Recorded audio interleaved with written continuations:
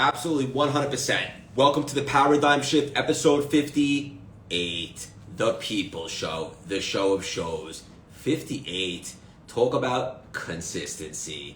I see you, Big Dave, bringing on my iconic partner in crime, the articulate alligator, the blessed bat, the quantum quail. The only thing that everybody wants to know, and the people have spoken, is how many handsome sandwiches did this guy scarf down today? Let's find out. And then we got a very special guest. Nick, I see you on there, brother, from the iconic Dallas Cowboys. We're going to bring you on in less than five. Less than five. No big deal. The sex octopus, Big Bad Dave Meltzer. Yeah.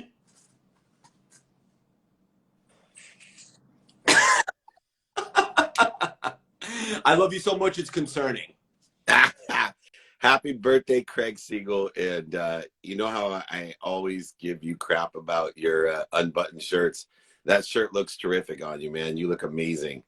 Thank you, buddy. I just got back from a nice run, got my fresh hair piece done because we got the event tonight. Yeah. Here with you. You know, it is about your birthday and your beautiful birthday party. And this week rang true in three different things.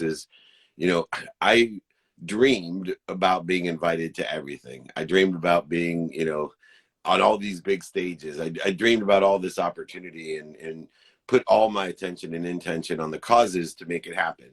I put, everything I could do, not the extra mile every once in a while, but the extra mile every day. What I do, I said the right things. I think the right things, spend minutes and moments out of the right thing.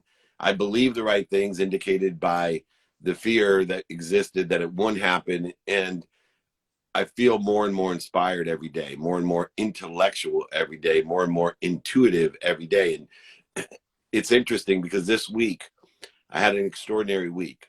I was in Las Vegas on Monday for a whole bunch of amazing opportunities. Then obviously in Puerto Rico at the Guardians Retreat, which was absolutely vibrationally and frequency wise my neighborhood, with Gary Vee and many, Tom McCarthy, if you know him, just extraordinary people.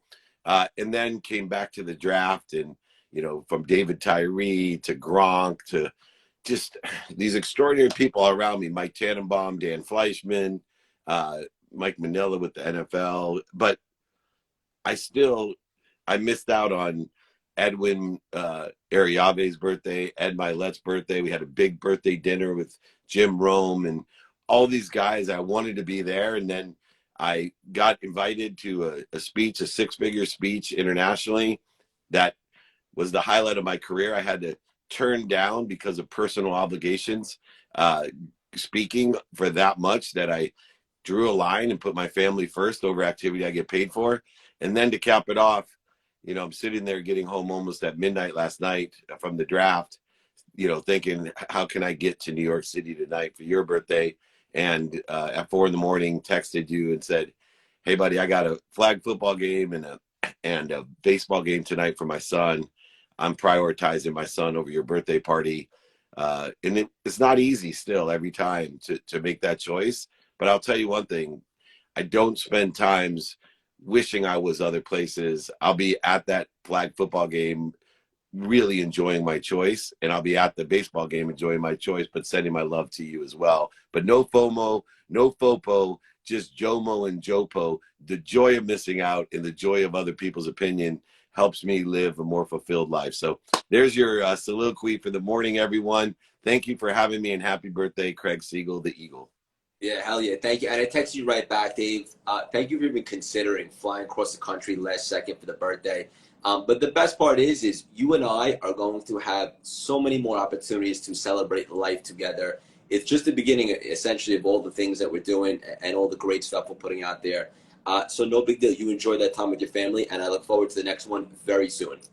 You got it, my friend. Well, let's bring on the man himself, the Dallas Cowboy, America's team. I love Nick. He's a great kid. I'm really excited to bring him on. While I bring him on, I'm going to ask you one quick question for the audience. I was looking at your content this week, as I always do. Number one, so I could absorb it because it's so knowledgeable and it gives me wisdom and so forth. And obviously, because, for the show, I want the audience to get some value out of it. And one thing that you were talking about, which I thought was really interesting, is the conversation about not seeking other people's approval. And I think a lot of people could really use this one right now, Dave. Yeah, I think a lot of people, and I use the word care, and it's the wrong word. I think a lot of people participate in other people's approval, and they participate in the wrong way by creating offense, separation, inferiority, and superiority, anxiety, fear, anger, even frustration, guilt, and resentment from other people's opinion. And what I like to tell people is, hey, let's participate in it. What did I do to participate in your opinion of me? Because when you look to see what you did to participate in that other people's opinion, and Gary Vaynerchuk and I had this conversation, you'll find out all I did was post a video, and your perception or meaning that you gave my video gave you an opinion of me. And therefore, that is not my intent. Therefore, what did I do to participate in your opinion of me? And what am I supposed to learn from it? I learned that people give meaning to everything that they see. I also learned that it's not what I say, it's what people hear. I also learned that there's some people that no matter what I do, say, think, believe, or feel are going to hate me. And there's also people that no matter what I do, think, say, or hear, believe, are going to love me, like Craig Siegel. I can sit here and say anything and be like, oh, I love you, man, because we're on the same frequency. So don't necessarily allow other people to steal your joy. Understand you need to participate in their opinion of you and learn from it, and you'll always extract the light, the love from that, and the lessons that will make you a better person to allow you to consistently, persistently pursue your potential, lessen the interference between you and that potential, that passion, that purpose, and even your profitability. Bang! That was really cool the way you said that. It's not what you say, it's what other people hear. That was awesome. That was dynamic. And you're also a sex octopus, so there's that. Bringing on Dallas Cowboys own Nick Ralston right now. But not to be confused, he's also a juggernaut in the real estate space. This guy is multidimensional. I'm excited to have him on.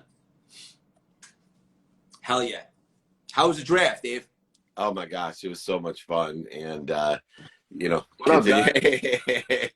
talk about handsome sandwiches. Look at Big Nick here. What's up, handsome? What's pretty sexy, huh? Nick, thanks for stopping by and joining us, brother. We're happy to have you. Man, I just appreciate y'all reaching out and wanting to talk, man. I'm so inspired by everything that y'all do and looking to learn and grow from y'all. Where are you right now? In the locker room? I'm in the locker room. Yeah, I came up to, do some hot tub, cold tub recovery. Had a hard day yesterday.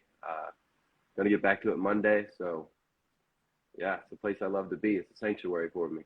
Yeah, I love this. And I'm so impressed with everything that you do because, many people in the NFL, that's their sole thing, and they live with and I know that you do too, but you also do real estate, and you're actually really effective in it, and you're just getting warmed up. And I'm just curious, for other people that wear different hats and so forth, what are some commonalities between being really effective and focused in both NFL and the gridiron and real estate?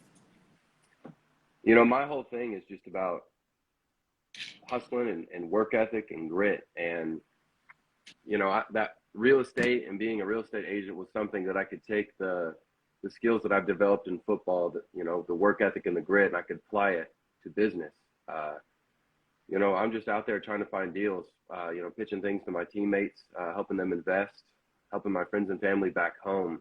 And, it was just an outlet for me to, be entrepreneurial. I mean, back in college, I saw a video of Gary Vee talking about selling shoes at Ross. So back in college, I used to just go to Ross and Burlington and all those stores, and I ended up selling about $100,000 worth of shoes.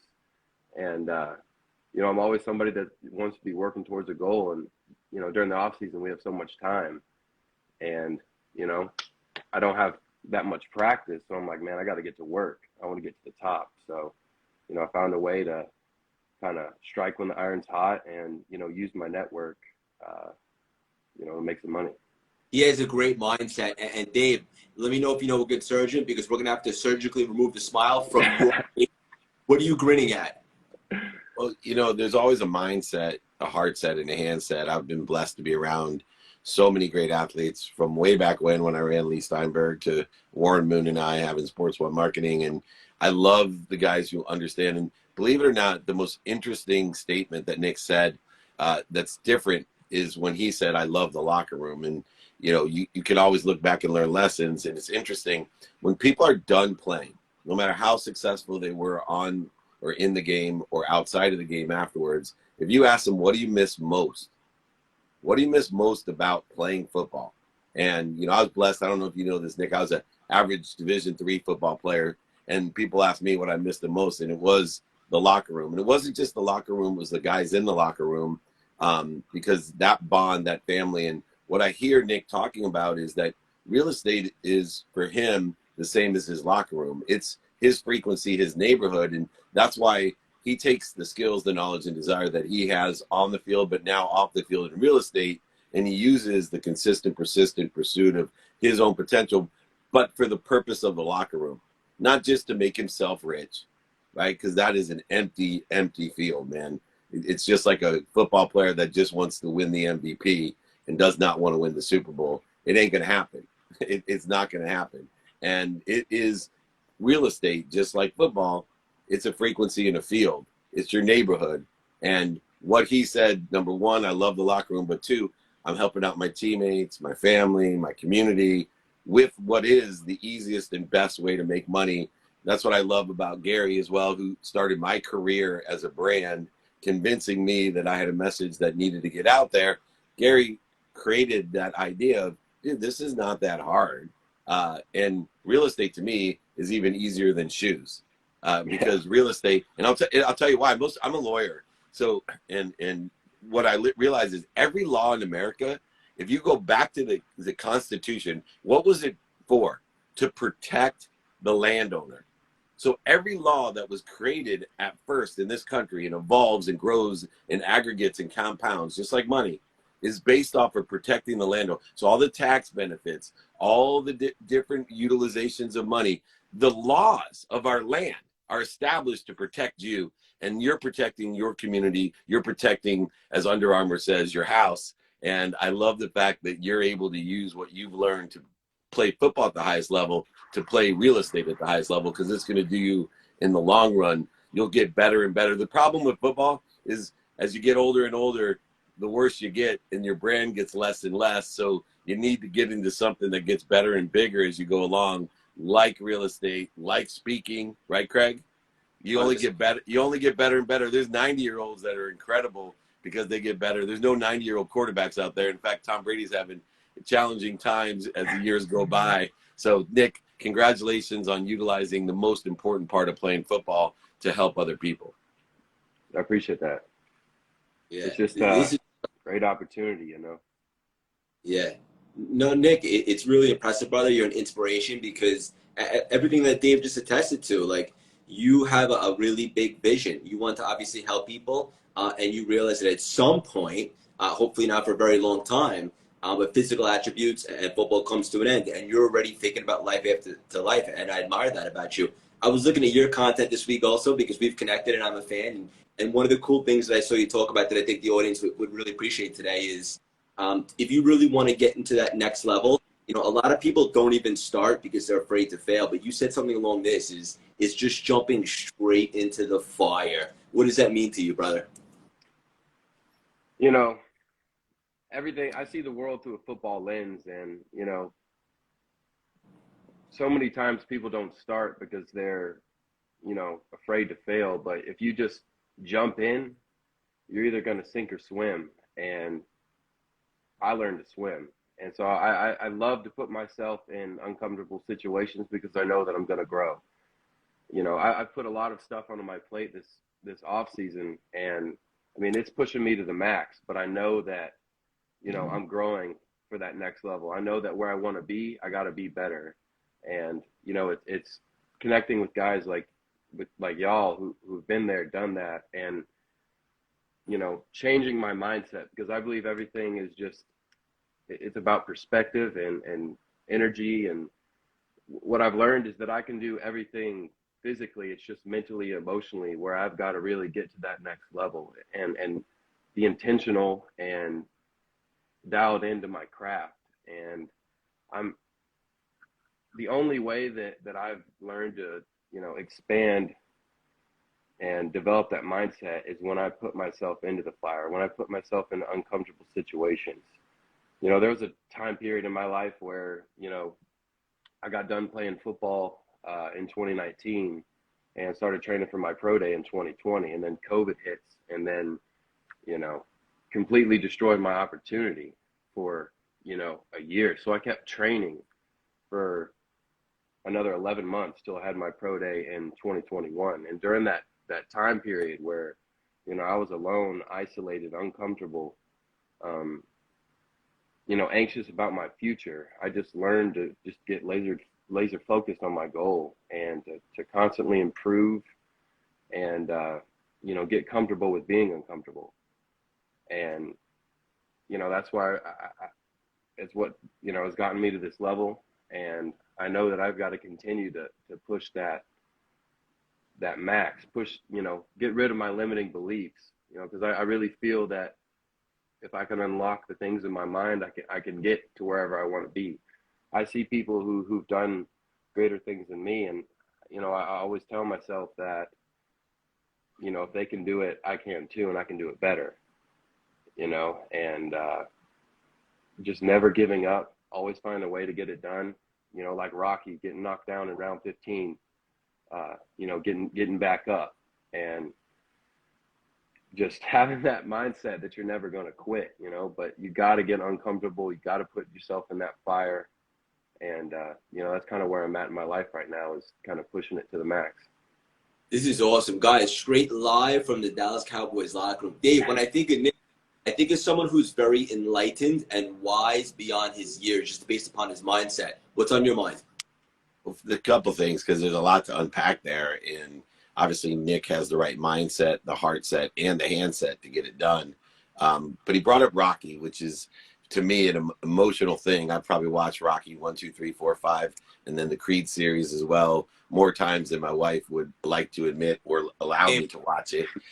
But I will tell you, when, you know, 2 years before I lost everything, I lost over $100 million learning the lessons of real estate so I could share it with others and pay the dummy tax that Nick and you don't have to pay, and been rewarded with the promotion and protection with my faith from the pain, setbacks, and failures, from making myself uncomfortable as well. But 2 years after I went through a transformation of mindset, heart set, I already had the handset. I just was misusing the handset because I had the wrong mindset and the wrong heart set. But when I was lying in bed, when I lost over $100 million for just a short amount of time, because I'm a optimist. I'm a get up, get back up, get started, average Division III football player, where everybody told me I could not even play Pop Warner, let alone high school, let alone college. So for me, that was my personal potential. But I lied in bed a little bit depressed, I have to admit, when I had to file bankruptcy, because I had to tell my mom that I forgot to take her house out of my name, and the only reason I wanted to be rich in the first place was for my mom to buy her a house. So it was heavy, man. It was hard. And it reminded me when you described what it must have been like for your dream to be shattered by COVID. And I understand that, but it was the universe. I talk about there are no coincidences. I turned on the TV set and I had tears in my eyes, feeling a little bit sorry for myself, feeling a little bit punished, not promoted and protected like I teach, but punished. And I looked at that TV, and guess what popped on? That fight scene. I still get choked up, man. I know it's a stupid movie, but when you sit there, everything's gone. You got to tell your mom, not only that you're bankrupt, but she has to move because you lost your house. It's heavy, man. And I saw Rocky get his butt kicked. I knew in my head, like, this is just a movie. Why are you crying? And I kept telling myself, man, if you can look up, you can get up. You can look up, you can get up. You can look up, you can get up. And talk about jumping into the fire. The next day, I looked up and I said, let's do it. I walked over to my mom's house. In my mind, it was going to ruin her, but it ended up being one of the most inspirational days of my life, because when I told my mom that I was bankrupt and I lost everything, including her house, all she said to me is, are you okay? Can I give you some money? I was so shocked. I said, Mom, did you hear me? You have to move. You have no place to live. I lost all my money. She said, I heard you. Are you okay? What can I do for you? And man, most inspirational moment of my life, because I looked up and I got up And I jumped into the fire, knocked on my mom's door, and it changed my life. And for 16 years from that date on, I was here like Nick to elevate others, to elevate myself. And I made it all back in a different way. And I know it sounds silly, but Rocky was a big part of me. And so when he said that 15th round, I totally get it. And that's the way I've lived my life, just like that silly movie and all the other ones that he's created throughout the legacy of looking up to get up. Yeah, this is as deep as we've ever gotten on the paradigm shift, and I'm loving every second of it. Thank you both for getting so vulnerable. The Rocky movies for me too. I mean, forget about it. I watched Rocky 2 before every single marathon, specifically the part where he goes, "I ain't going down no more." Which Rocky are you referring to? Number 1 or 2, Dave? I was number 1 when he just kept getting up. Yeah. And now because of the graphics, I still watch it. But because of the graphics and the way like his face is, you know, the makeup's so much better today. You're like, man, that looked so real the first time I saw it. Yeah. Nick, that was the one you were referring to too, Rocky 1? Oh yeah, Rocky 1. Yeah. I hear the music playing in my mind, you know. Yeah, that's it. This is awesome, guys. I know it's Saturday. You guys got to get back. We'll leave the audience with one final nugget, just a minute or less. Nick, one thing that you said last week, or it was the week before, is that you were kind of going through the struggle bus one week. And what I love about you is you're not afraid to admit it, because spoiler alert for the audience, like, life does have adversity at times. But one thing that you really wanted to hammer home is that life is really all about an attitude. Is that right? It is. You know, the saying, life is 10% what happens and 90% how you react to it. You know, life is a mindset. You know, in my world here in the NFL, every day is hard. There's not a single day where you can show up and just check the box. You know, I'm pushed to the max every single day, and I think that's why I continue to grow so much. But it's putting yourself in those uncomfortable situations. So many people want to just live, you know, right in the middle. They don't want to be, you know, uncomfortable, and they don't want to live too high or too low. And, you know, I firmly believe that you got to put yourself in those uncomfortable situations. And even the people at the top who are high performers, they're, you know, continuously putting themselves in uncomfortable situations. You know, it's a blessing to be here. I feel so lucky to be here. But when I look back, you know, there's a saying, I think, that, you know, luck is just when preparation meets opportunity. And it was because I put myself in all those uncomfortable situations and put myself through the fire that I broke through that wall that was in my life. And, you know, that's what I encourage everybody to do is, you know, everybody's got adversity in their life. You know, just never give up, keep finding a way to get it done. You know, like David Goggins says, you know, motivation comes and goes, but when you're driven, everything in front of you gets destroyed. So you got to find your why, and you know, just kick some ass. This was awesome. I'm so proud of you, Nick. Genuinely, like, your mindset is really special, and you're just getting warmed up. Thank you so much for your time today, brother. Dave, thank you for your time. You know how much I love you. I'm going to text you in a little bit. One final nugget for the audience, Dave. Yeah, you know, don't live your life like a tube. Most people, it's food in, food out. Enjoy the consistent, everyday, persistent, without quit pursuit of your potential. I love Goggins. One thing that always in my head is whenever I feel like quitting anything, I just tell myself I'm 40% of the way there to my capacity. 40% of when you have given it your all, when you think you've gone the extra mile, you're only 40% of the way what you can do. So keep on pushing through, and you'll find out that that's the truth, whether you're on a field or off the field. I'm inspired by you, Nick. I'm inspired every day by you, Craig, and it allows me just to live my dream of empowering young people like you to empower others. So, Nick, please reach out to me if you need any help. David@dmeltzer.com. Anyone can. Craig, most importantly, my friend, happy birthday. I love you. Enjoy your party. Enjoy the people who love you. And have a wonderful weekend, both of you. I look forward to doing more with both of you, as you know. Thank you. Nick, you got a friend in Dave, thank you so much. Love you both. We'll chat a little later. Thank you guys for your time. Have an unbelievable Saturday. Appreciate y'all. Appreciate you. Take care. Happy birthday. Thank you. Appreciate it. Too much fun, guys. That was as deep as we've ever gone on the paradigm shift. Straight up, that was special. Oh, Bree, live from the Big Apple. How you doing, girl? I'll see you in a few hours. That was an awesome conversation, guys. If you're not familiar with Nick, go ahead and check him out. He's on fire, great mindset. He's a Dallas Cowboy, obviously the real estate. Big Dave goes without saying. Everything he does is extraordinary. And I can't wait to see my family today. We're masterminding during the day. And then we have a big party tonight at a private room in one of New York City's best restaurants. And I can't wait to just be intimate and vibe with all of you, have a couple belly laughs, talk about big things, and be around big people doing exciting stuff. This is what it's all about. Relationships and community are not something to me. They're everything. Rachie, Sri, Pal in the house, Mikey, I'll see you in a couple hours. I love you guys all so much. I want to thank Nick again and Big Dave. Nick in the house. Hopefully she's wearing her bathrobe right now.